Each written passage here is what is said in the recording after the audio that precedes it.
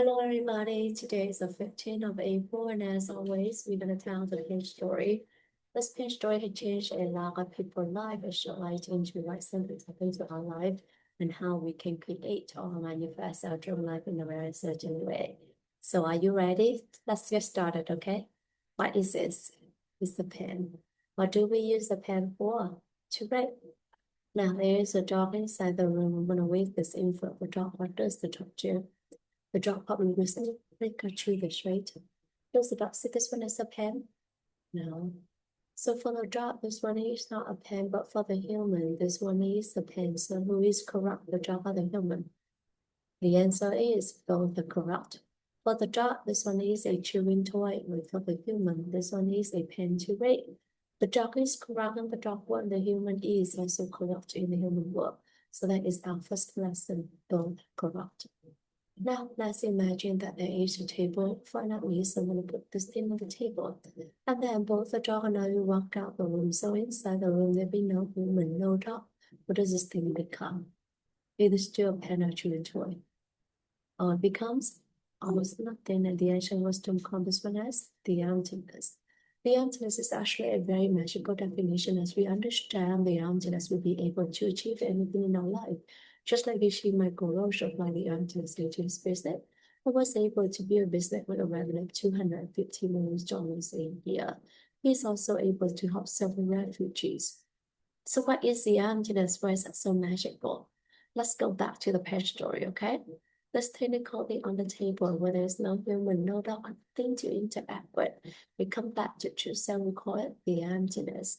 But because it has the emptiness, it also has the potential to become anything and anyone, depending on who you are is looking at this at the very moment. So what does that mean? Okay, look at this, okay? As soon as I come back to the room and look at this becomes a pen.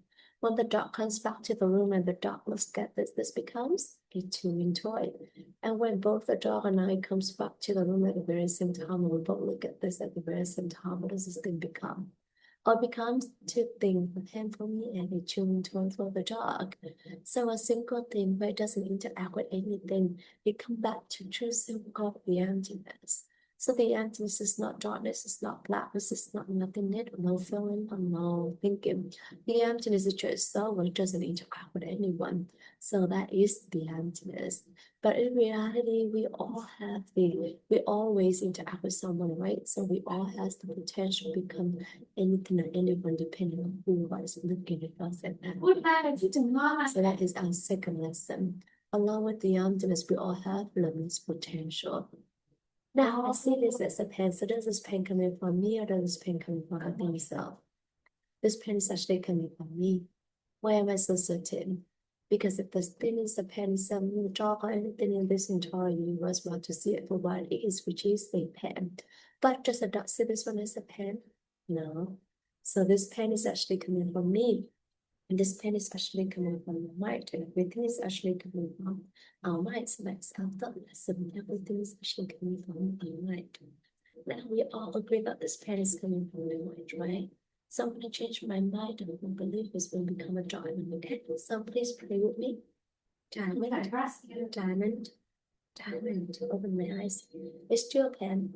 So what in my mind that forced me to see this as a pen, but not a diamond? They all see it and say, oh my God, the ancient wisdom call has come. When we see something that sit and say, oh my God, open up and cover this and made us see it for what had been planted into our mind. So who planted those it into our mind then? Only you can plant the seed into your mind, and only I can plant the seed into my mind. How can we do it? We do it by three ways: by our word, by our actions, by our thoughts, especially to other people. So for instance, I'm going to hold on to this. I'm going to say that I have the pen. We do not have this pen. And when my friends say, yes, please, I'd be so happy to give this to my friend. I hope that I can help my friend. So when I do this pen will open up and both me and my friend will see it. It is start living mark in my mind. A couple days later, when I see this, I recognize this one as a pen, which means that the seed of the pen is being planted into my mind. And that pop will open up and cover this and made me see that what had been planted into my mind. And this is also how the pen become a plant or anything some others become what I knew they are to us. In the pen story, there are several meaningful lessons. Today, we went over 4 different lessons. The first lesson is both are corrupt, so we learn to respect each other's opinion. We learn to respect each other's choices, and we learn to listen to each other with a compassionate heart. The second lesson is, along with the openness, we all have limitless potential. So trust your potential, trust the potential of everyone and everything around you, trust the potential whatever happened to you. And the third lesson is everything is actually coming from the seed inside our mind. So be 100% responsible to whatever happened to you. Don't blame anyone because in the end, you are the only one who can plant the seed into your mind. And the fourth lesson is how to create or manifest our dream life in a very certain way.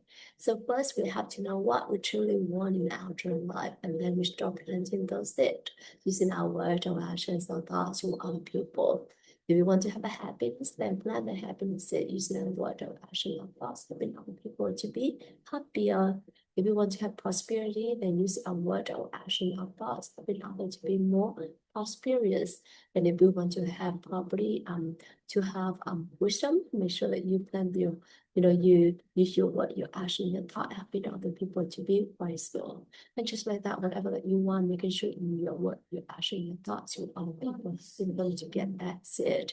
And the lesson that I would like to share with you all today is, the lesson that I would like to share with you all today is that how we create like how to put it so as you can see it's actually pretty late at night, and then normally I would tell a pen story in the morning, right?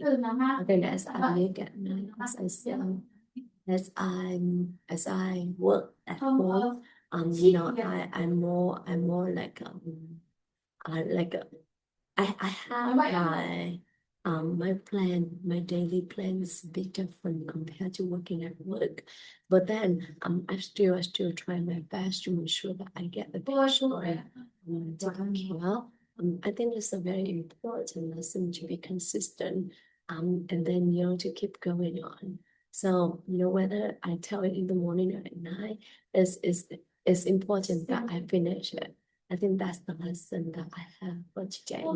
It's not when you do it, it's more important that you complete it, and you complete it to the best of your ability. So I think that is my lesson for today. Thank you everyone for listening to me today. Thank you, Anna, for coming to us in the journey. And by me sharing with you the past story of my lesson is something good, I would like to dedicate that to my dearest family, to my friends, to my co-workers, to my neighbors, but to any living things in this world, any other worlds, with love, wisdom, and gratitude. Thank you so much, everyone. Have a beautiful day. Bye-bye.